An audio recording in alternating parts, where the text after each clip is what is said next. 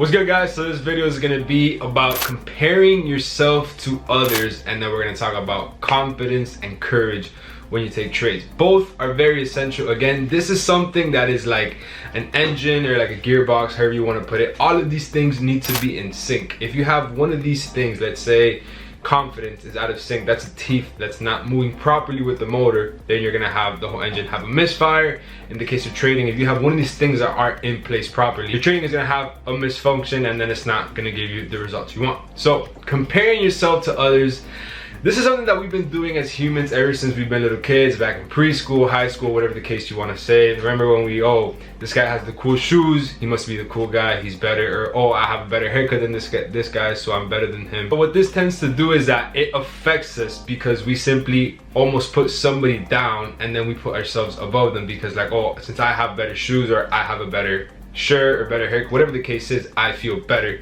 or I have a better car, that means I'm better than he is. You really don't know that person's situation. There's a lot of people out there that are extremely wealthy. You see all those Instagram posts of Warren Buffett that he still drives his Cadillac, or Mark, the guy that owns Facebook, wearing a plain t-shirt. The guy's a multi-billionaire. So that need to compare yourself to others isn't the best thing to fear yourself. It's just put your ego down and then just focus on yourself. We are all on our own path. There's no need to see another person. Yes, you can use them as an example and as motivation, but don't use it as a stepping stool to put them down so that you put yourself up. So I remember one of the main things that killed my motivation, it was when I was comparing myself to like these other experienced traders at the beginning. And I remember having my first big day. At the time it was a $500 day, and I was super excited about it. I was super stoked. I showed my family. They didn't really care, but it is what it is.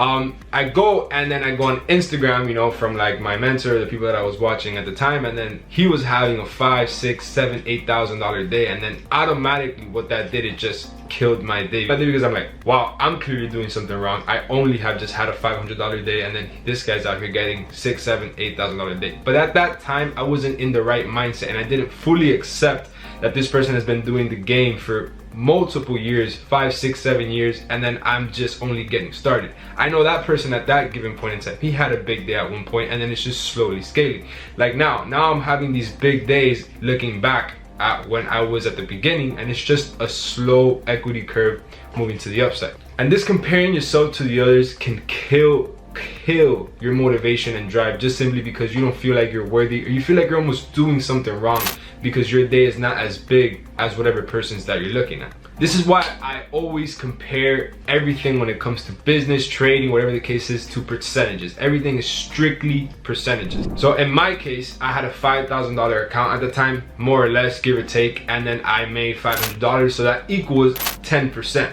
meaning I could have put that 10% in any size account and I would have made X dollars. So I ended up finding out later down the line that person that I looked up to, that he had that $6,000, $7,000 day, that person had a $200,000 account, meaning he only made 2.5%. So when it comes down to percentages, I had a better week, better trade, or whatever the case is, simply because I made 10%. If that person would have given me that $200,000 account, or I would have been trading that amount at that given point in time, I would have made $20,000. This is why you can't look at the dollar value. It's just numbers on a screen. It's strictly percentages. A trick that I use to this day, and I will continue to use because it just gives me this peace of mind and ease, is as soon as I enter a trade, I completely close my MT4 and I just go about my day. I only monitor my trade through TradingView. I don't look at the MT4. I know exactly how much I'm gonna lose if it hits my stop loss, and I know exactly how much I'm gonna make if it hits my take profit. It can be consolidating within my stop loss for a week, a month, it doesn't matter. I know that as soon as it breaks to that stop loss, I lost 1%, 1.5%. Whatever the case is. And what this does, it just puts your mind at ease because you're not worried. I'm like, oh, what if the trade hits my stop loss? Well, if the trade hits my stop loss, I know exactly what's gonna happen. But we'll get into a little more details on that now. But I remember looking at this person and I'm like, what did this person do in order to get to this? And it's just very simple. The person has more experience and more time in what he's doing in the field. He doesn't have any special power, any special tool. And I know that's what a lot of you guys are seeking, this superstition, but it's just, that's not the case. This is just years of consistency, risk taken every single day, and following a plan and a strict rules that have been met every single day. this is the result of all of that paying off. So when comparing yourself to others, know that we're no different. We all have the same access to the same tools. It just takes years of consistency, following a strict guidelines and rules, taking risk every single day, putting up your hard-earned money for potential reward, and it's pulling up every single day without looking back. All right, so what we need to do is we need to begin focusing on what we're good at and not magnifying on what we're not good at. I get many questions and people that tell me, oh Alex, I'm a great scalper and I want to move into swing trading. What do I do? I'm like, well, if you have somewhat mastered or gotten all of that data and all of that experience with scalping, don't fix something that's not broken. Don't go out and try to think that the more you do equals the more you're gonna get. That is completely false and completely wrong in this business. In this business, it's less is more. Don't fix something that's not broken. If you're good at scalping during London, go ahead, continue doing that. But if you're not good at that and you're seeking to do other things, then you need to completely forget what you learned about scalping in London and then learn the new knowledge when it comes to trading New York and swing trading or whatever the case is, because they're both very much different. So let's say you're good at swing trading, how I do it mainly. I usually tend to take my trades around New York session. Focus on that. Don't go out and then try to create this whole new strategy or this whole new methodology just because you haven't been trading for 2 or 3 days. I remember when I started seeing my equity curve and my P&L change and I started seeing consistency, there was days, even weeks, where I wouldn't take a trade in 3-4 days. And then I was asking myself, like, what am I doing wrong? I'm so useless. Like, I really feel like a bum. Like, I feel like I'm not doing anything, right? But then what I started doing is I started seeking more information. I'm like, well, if there's nothing here, then while I'm waiting for something here, I'm gonna go get more knowledge to then scalp while I'm waiting for my swing trades. And then what this tends to do is completely messed up my original swing trading, which is what I'm good at. And then my equity curve, instead of slowly going up, it just completely downed again because I entered now this losing streak in scalping. And then when I came into taking my swing trades, my psychology was out the window because I have just entered this whole new strategy, this whole new swing trading. So I mean, this whole new scalping strategy. So when I go over back to take my swing trades, I'm like, well, if I were to be using my scalping strategy, it doesn't say to enter here, and it just messes everything up. The gearbox has completely gotten out of proportion. So focus on what you're good at. If you're a swing trader, take your swing trades and that's it. When you're not taking trades 3 to 4 days, that's okay. You need to accept your risk. That is your role as a trader. Let's say you work at McDonald's, right? Let's say you're the drive-through person at McDonald's. When it's booming and there's a bunch of cars to the drive-through, good, you're getting paid your $10 an hour or whatever the case is, and you feel good because you're working, you're getting paid for what you work for. But if there's nobody going through the drive-thru and you just sit, like literally just standing there waiting for cars to come through, are you gonna tell your manager, oh, this is not fair, I don't think I should be getting paid my $10 an hour because there's no cars going through? Pretty sure you're not gonna do that. It's the same thing with trading.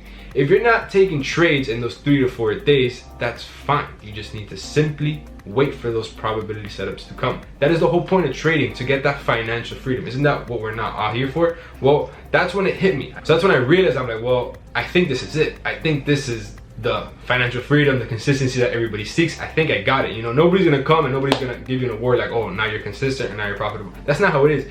It kind of just almost comes through the back door. Like they say that opportunity comes in disguise. Well, that was something that definitely hit me super random. I didn't really expect it to be like that, but that's when I started realizing and accepting that trading isn't something that needs to be forced every single day. I went off on a little tangent there. We're gonna go back now to comparing yourself to others. I remember when I found the type of trader that I wanted to be and the type of trading style that I wanted to do, I completely removed all of the other followers from all different sources of social media that I was seeing on Twitter, Facebook, Instagram, YouTube, whatever the case is. I wanted to be like X trader. I went ahead, I only stuck to one person and listened to one person. I removed everybody that did no good to me, whether it was family, friends, neighbors, whatever the case is, because I just strictly wanted to focus on my craft and the person at a time that I figured that would get me to where I wanted to be. So what this does is that it eliminates all distractions and it strictly only focuses on where you want to be, like who you want to be and where you want to go. And by doing this, I remember removing all of my family, all of my friends from social media. I went into like this ghost mode for almost like a year and a half, and then all of a sudden I came back out a year later like, oh, you haven't talked to us, I'm so happy you kept going with what you did. did. At the beginning, yes, it does suck, because when comparing yourself to them, they don't have the courage, have the inner power within themselves to do that leap of faith and take that risk that you did to yourself. So if you come out, push through all the hard, and then you show them that it's possible, then there they will applaud you, and then they will no longer see you as the black sheep or anything that is not normal to them. They're just seeing you, oh wow, now they see you as a form of motivation and a form of somebody to look up to. So that's something that I did. I removed everybody that I not only thought, but that I knew that if I entered a situation where I needed help, or were they gonna help me if I asked for it, I completely removed them. No offense to you guys, but I just don't want to be distracted by what you're putting out there. And I really don't care about your opinion about what you're gonna say, how I'm doing, if I'm doing it, when I'm doing it. I'm focused on what I wanna do, how I wanna do it. And I know if I keep going with my consistency, I'm gonna get where I wanna go. So the main thing is, when comparing yourself to others, focus on yourself. You are all on your own journey. Don't get distracted or sidetracked because somebody on the other lane is going 100 miles per hour in a Lamborghini. Well, that person has probably been coming 100 miles per hour from way back there, and they probably got in the Lamborghini way before you probably even got a car. So it's something that, just to put into perspective, you need to focus on your own journey. Don't compare yourself to others, and it's strictly percentage numbers. Don't focus on the dollar amount. So now we're going to talk about confidence and courage. This is something that it's very much needed because it comes to tie with emotions. I'm going to explain to you now a little more into detail what I mean by that.